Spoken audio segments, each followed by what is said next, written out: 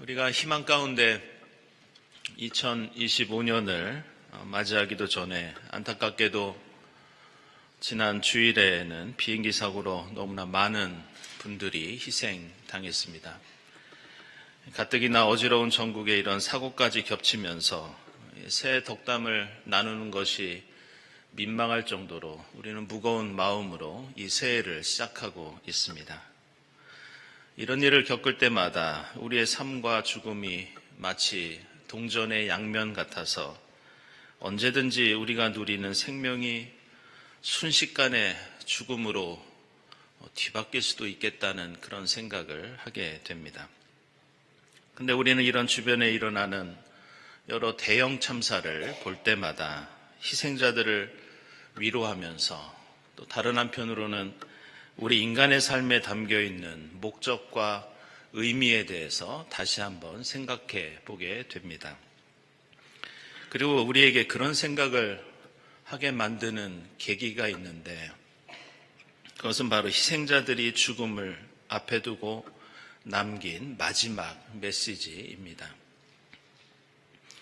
2001년 미국에서 일어났던 9.11 테러 때 이 비행기가 건물에 충돌하기 직전에 그리고 무역센터 건물이 무너지기 직전에 여러 희생자가 주변 사람에게 전화를 하고 문자 메시지를 남겼습니다.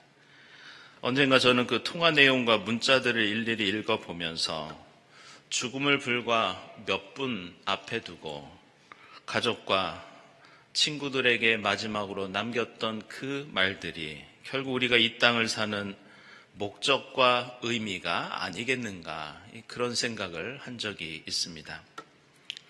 수많은 희생자들은 죽음 직전에 대부분 남편과 아내와 아이들에게 그리고 부모님들에게 이런 말을 남겼습니다. 내가 당신을 사랑한다는 것을 알려주고 싶어요. 여보, 우리 아이들에게 아빠가 얼마나 너희를 사랑하는지 매일 아이들에게 말해줄 것이라고 약속해 주세요. 비행기가 건물에 충돌하기 직전에 어떤 아들은 엄마를 향해서 사랑해, 사랑해, 사랑해, 사랑한다는 말을 3번 남기고 죽음을 맞이하기도 했습니다.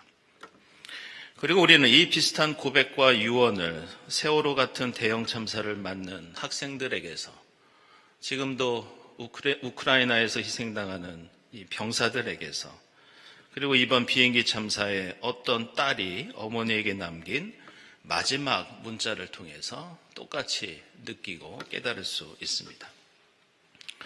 우리는 이 어지러운 세상을 살면서 매일 여러 가지 일들로 분주하고 정신없는 일상생활을 이어가고 있습니다.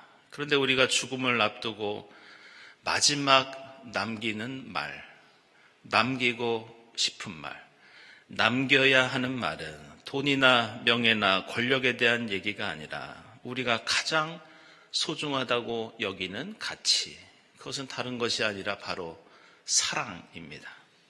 그리고 우리가 예수 그리스도를 믿으며 그리스도인으로 살아가는 이유도 이와 비슷한 특징을 가지고 있습니다.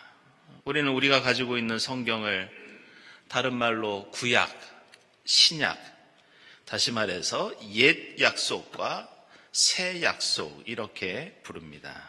그런데 이 하나님의 약속이라고 할 때 이 약속이라는 말은 구약 성경을 기록한 히브리어로는 베리트라고 하고 신약 성경을 기록한 헬라어로는 디아데케라고 하는데 원래 그 뜻이 무엇이냐? 그것은 이 땅을 떠나는 자가 마지막 남기는 유언이라는 뜻을 가지고 있습니다. 그래서 구약과 신약에 나오는 모든 말씀을 한마디로 요약한다면 세상에 다른 가치가 아니라 만약 지금 우리가 세상을 떠난다면 남길 수밖에 없는 남기고 싶은 그 한마디 사랑이 신구약 성경의 핵심을 이루는 이유입니다.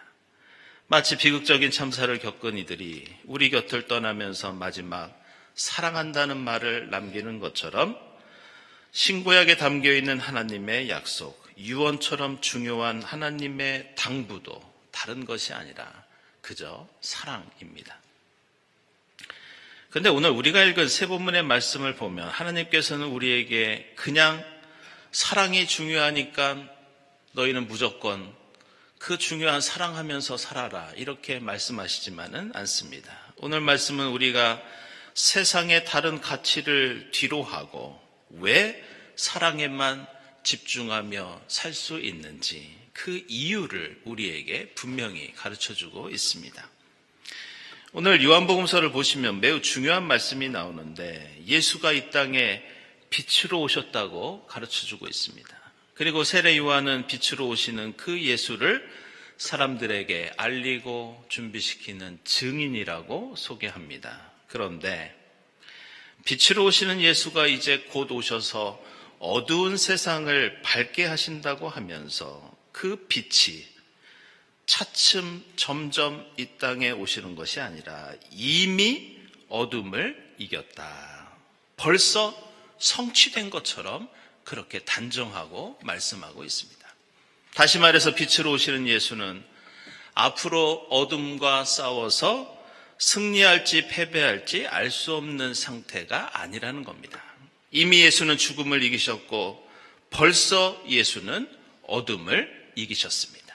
그래서 예수가 이 땅에 오시는 것은 이미 승패가 결정된 시합입니다. 이것은 오늘 우리가 함께 읽은 에베소서 말씀도 마찬가지입니다. 오늘 말씀 보시면 하나님께서는 이미 우리를 세상이 창조되기 전부터 선택하셨다 이렇게 나옵니다.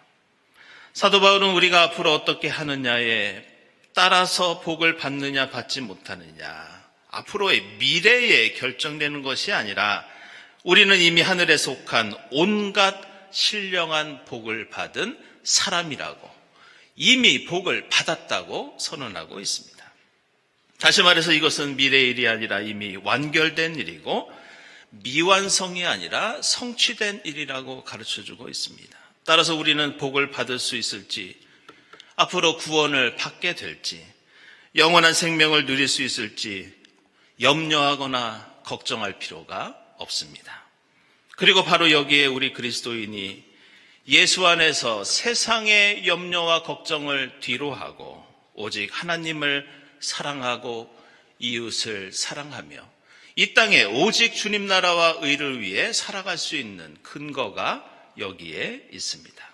그것은 예수가 이미 어둠과 죽음을 이기고 빛과 생명을 이미 우리에게 주셨으니 이제는 세상 것에 몰두하지 말고 마치 오늘 이 땅을 떠나며 마지막 사랑을 외치고 남기는 것처럼 가장 소중한 그 사랑을 추구하고 실천하면서 살라고 오늘 말씀은 우리에게 가르쳐주고 있습니다. 우리 문화에는 이 새해가 되면 서로 덕담을 나누는 그런 전통이 있습니다. 대개 어른들에게 이 세배를 드리면서 앞으로 건강하시기 바랍니다. 이렇게 말씀드리면 어른들께서는 새해에는 소원을 성취하고 복 많이 받으라고 이렇게 덕담을 해주십니다. 근데 요즘 우리가 나누는 이런 덕담은 우리 조상들이 원래 나누던 덕담과는 조금 다른 특징을 가지고 있습니다. 그것은 우리 문화의 덕담을 보통 얼령관념 이런 말로 설명합니다. 이 얼령관념이 무슨 뜻이냐? 바로 말에는 영적인 힘이 있어서 말한 대로 된다는 믿음을 가리키는 용어가 이 얼령관념입니다. 그래서 우리가 원래 나누던 덕담은 올해는 결혼하기 바라네 이런 것이 아니라 올해는 결혼했다지 이게 원래 우리나라의 덕담입니다. 그리고 올해는 소원을 이루기를 바라네 이것이 아니라 소원을 이루었다지 올해 대학에 합격했다지 이렇게 말하는 것이 원래 우리 문화의 덕담입니다. 그래서 덕담은 아직 일어나지 않은 일을 이미 성취한 것처럼 아직 얻지 못한 것을 이미 우리 손에 쥔 것처럼 믿고 살아가는 것을 뜻합니다. 이것은 하나님을 믿는 야훼 종교, 그리고 예수 그리스도를 믿는 우리 그리스도인들도 마찬가지입니다. 오늘 예레미야서에 나오는 하나님을 배신한 이스라엘 백성들을 향한 하나님의 용서와 화해도 마찬가지입니다. 이스라엘은 하나님을 배신하고 음행하다가 쫓겨난 사람처럼 묘사되고 있습니다. 그런데 놀랍게도 하나님께 앞으로 돌아와야 한다고 미래의 일을 말씀하고 있지만 이미 하나님은 완료된 사건으로서 인간에게 구원과 용서를 선포하셨습니다. 그들은 아직 죄 가운데 있지만 이미 미래의 구원이 앞당겨져 현재로 와서 이제 현실이 되었다고 미리 말씀하고 있습니다. 이것은 오늘 에베소서 1장도 마찬가지입니다. 오늘 말씀 중간 부분을 보시면 하나님은 그리스도 안에서 우리를 상속자로 삼으셨는데 이것은 하나님의 계획에 따라 미리 결정되고 실행된 것이라고 말씀합니다.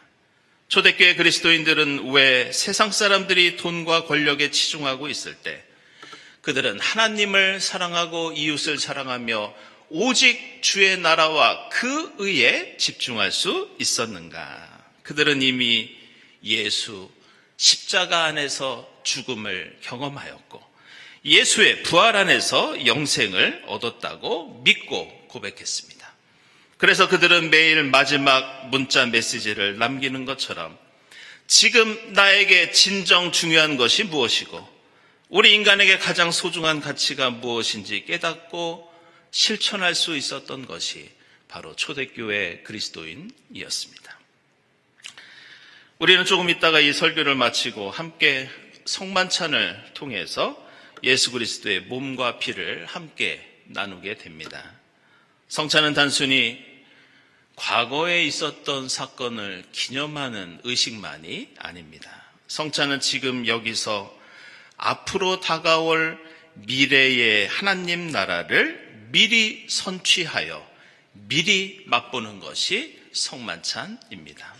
그래서 우리 그리스도인은 무엇을 먹을까, 무엇을 입을까, 목숨을 위해서 어떻게 몸부림칠까 염려하고 걱정하는 사람들이 아닙니다. 하나님 나라와 그 의를 위해서, 사랑을 위해서 매일매일 우리의 남은 삶을 살겠다고 결단하는 것, 그것이 바로 성만찬과 우리 그리스도인 신앙에 담겨있는 핵심적인 의미입니다. 그래서 우리는 조금 있다가 성만찬을 시작하면서 찬송가 228장을 함께 부릅니다. 그런데 그 가사를 보시면 주님의 떡을 먹고 잔을 마시면서 우리는 근심의 짐을 벗어버리고 죄사함을 받아 우리의 마음이 새롭다고 노래합니다. 그런데 놀랍게도 이 찬송의 4절을 보시면 우리는 성찬을 받을 때마다 하늘나라의 기쁨을 나중에 죽어서가 아니라 이미 지금 미리 맛본다고 고백하고 있습니다. 사랑하는 여러분, 오늘은 2025년 새해를 여는 신년주일 예배를 하나님께 드리고 있습니다. 비록 우리의 현실은 어둡고 혼란스럽고 여러 가지 어려움으로 가득하지만 실망하거나 낙심하지 않기를 바랍니다. 이미 예수께서는 죽음을 이기셨고 어둠을 이기셨습니다. 이미 예수께서는 우리에게 영원한 생명을 주셨고 하늘의 신령한 복을 이미 베풀어 주셨습니다.